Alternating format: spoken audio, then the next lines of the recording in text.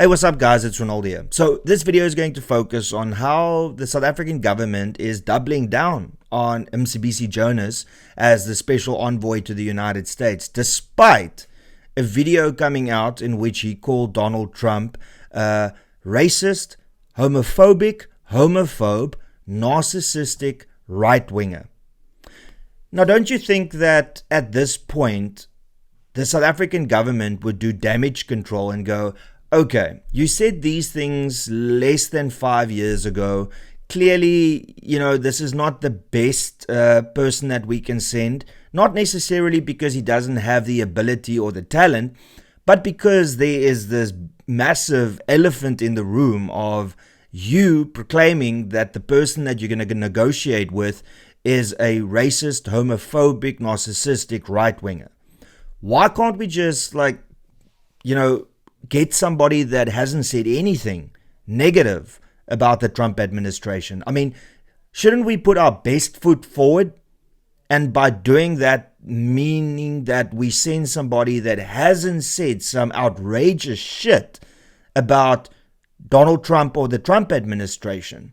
Surely, that you want to start with your best foot forward, and sending somebody that has said these things is not putting your best foot forward. You're already starting with a negative rather than a positive. But let's listen to what he has to say on 702. All the people you're going to see now in the US, they all come from one party, and they all come from a party that supports the President Donald Trump. And back in 2020, you delivered the Ahmed Kathrada Memorial Lecture in that year. You described Trump as a racist homophobe, as a narcissistic right-winger. Now you have to deal with the Trump administration. Did you see him sweat there? Like, oh. Even if he knows this, come on. We playing checkers when the United States is playing chess. Come now. Can you still deal with that? I guess, and I must put that in context, because, at the time, What do you want to put in context? You either said it or you didn't say it. I need to do this. This is one big thing that the ANC, the EFF, and MK do quite often. They default on calling people racist, extremist, narcissistic, and in some cases homophobic. They do these things where they use extremes when they can't win an argument. Then they default to that setting. And for them, it's not that they actually believe that you are a racist or a narcissist or a homophobe. It's just that they don't have an argument for what you are saying, and then they just call you those things. When I was in council, the EFF and the ANC would often just shout the worst things because they couldn't actually argue the points that I were making. So when you look at Mcebisi Jonas or anybody else that has said some outrageous shit in the past, for them it's like, it's nothing because I don't really think it. It's just something that I said. They don't actually understand the consequences of saying these insane things. For them, it's just like another normal insult. It's not, and let's be fair. In South Africa, how many people have been called racist when they aren't a racist? How many people have been called homophobic when they aren't homophobic? Because it's all right in South Africa to call people the most outrageous things because there's never any consequences for this. And Mcebisi Jonas is just the latest example of that. I was outside of government at the time. I was speaking as an activist, and I think these things happen. People move on. And confront. He's making my point exactly.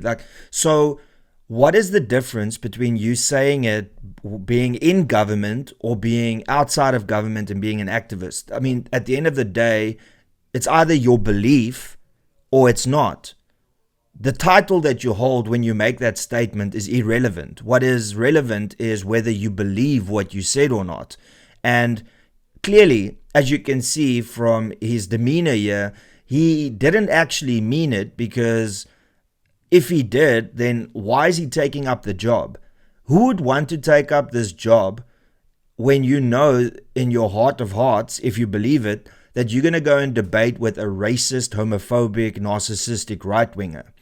Clearly, he doesn't believe it, but he can't even admit that he can't admit on air here that, hey, it was just things I said. I didn't actually mean it or believe it. And once again, being an activist and making those statements, or being a politician and making those statements, it doesn't erase the fact that you made those statements. And the United States are going to use this. Make no mistake about it. Like I said, instead of South Africa putting their best foot forward, they now have a negative already, because this can be used against them and against South Africa when we negotiate. So I don't understand why we haven't replaced Mcebisi Jonas. I mean, I don't have anything personal against Mcebisi Jonas. I mean, obviously, he's just another ANC cadre. I'm sure there's a lot of skeletons in the closet.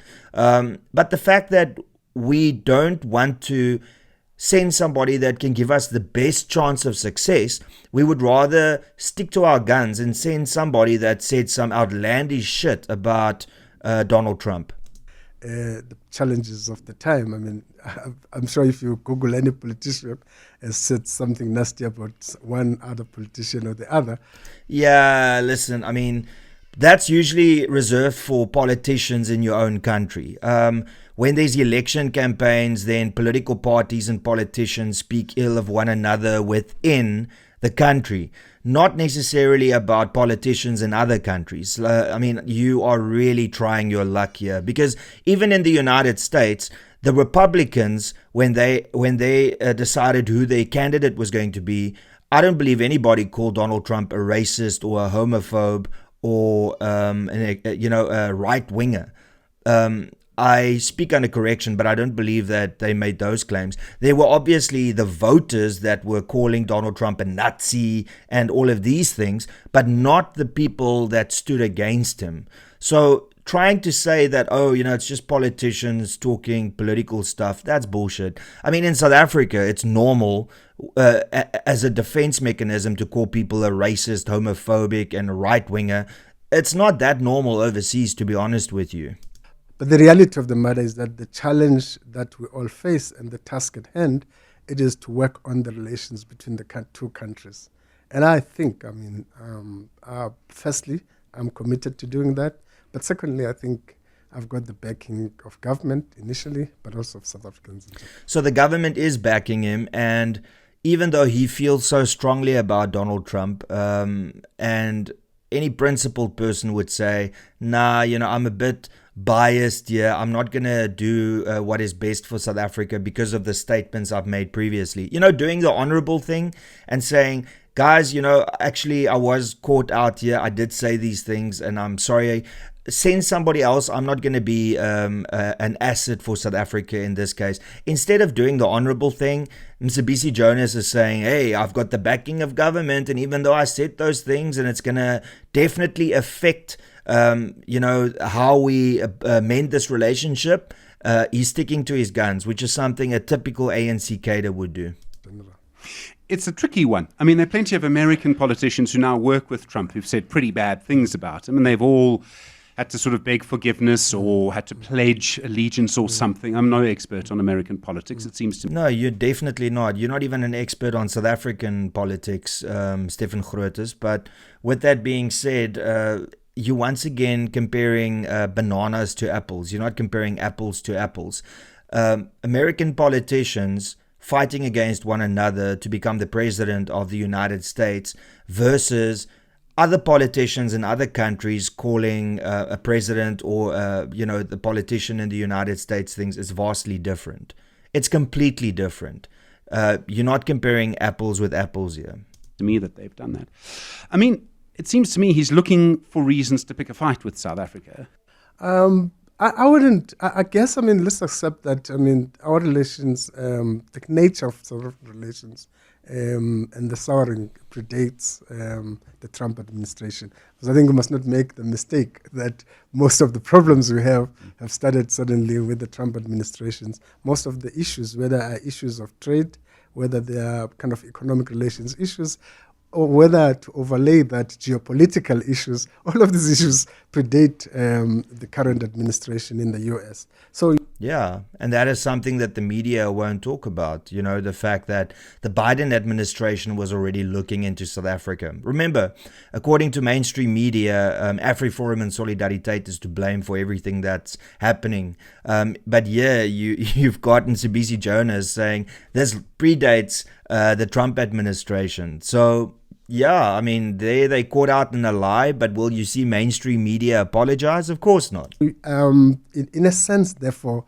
I think it has been something that South Africa has been engaged with for quite some time. And my task is to kind of understand what grounds have been covered, what has not been covered, what are the blockages, and also to understand the thinking from the other side so that we can frame our responses appropriately to deal with the challenges, so to speak. I mean, we believe, and I'm a believer, that the world is for all of us, and we must find commonalities and areas where we work and strengthen. Kumbaya, kumbaya. Now it's kumbaya, right? So, ladies and gentlemen, in a nutshell, instead of going, you should not have said, oh, well, he's entitled to his view, right? Like, if he firmly believes what he said at the Ahmed Kathrada Foundation speech, then it's fine. But then remove yourself out of the position to want to be the envoy for South Africa to the United States, because it's just not going to end well. Especially if, you know, you have to believe what these individuals say about Donald Trump, that he's a narcissistic, right-winger, racist, homophobe. So think about that. If you truly believe what you said, then you know that he's going to use this against you because he is narcissistic, right? So therefore, remove yourself out of the equation and get somebody that hasn't said something as outrageous and outlandish as what you said. That would be the best thing for South Africa to do. But when has the ANC ever cared about the best thing to do for South Africa? They've always just been, what is the best thing for the ANC? And once again, if you don't believe me, do this thing quickly. If you are on X, go to Cyril Ramaphosa's profile and go to the Deputy President, Paul Mashatile's profile, and look at their bio. First, they say they are the President of the ANC and Deputy President of the ANC. And then second to that, they say President of the Republic of South Africa, both of them. So for them, the most important thing is the ANC, and then South Africa is after that. And this is just another perfect example. You know, the right thing to do is to remove him and get somebody that hasn't got this baggage with Donald Trump, because then that gives South Africa the best opportunity and the biggest chance of success. But instead, the ANC is just doing what the ANC always does, which is when the rest of the world goes that way, the ANC goes that way. And that's pretty much all I got to say. Thank you so much for tuning in. Please be sure to smash that like button. Please be sure to subscribe. Please be sure to share this video far and wide. That includes WhatsApp, social media, because that is the only way my message gets out there. And then lastly, if you support me and my content, please consider becoming a member. You can do so by clicking the join button below, and it'll cost you R39.99 a month, and that is in support of me and this channel. And that's all I got to say. Till later, cheers and peace out.